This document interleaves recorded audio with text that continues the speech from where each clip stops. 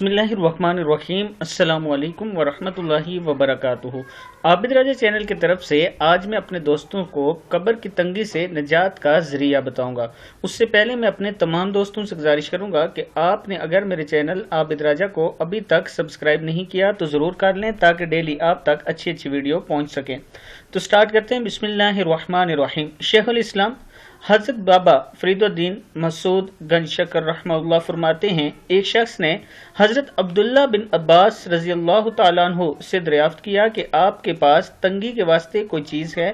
फरमाया, हाँ, जो शब जुमा में 2 रकत नमाज पढ़ेगा और हर रकत में अल्हम्दुलिल्लाह के बाद इज़ा ज़ुलज़िलतिल अर्ज़ु 15 बार पढ़ेगा, वो इस मुसीबत से महफूज रहेगा। ये किताब का नाम आगे मौजूद है।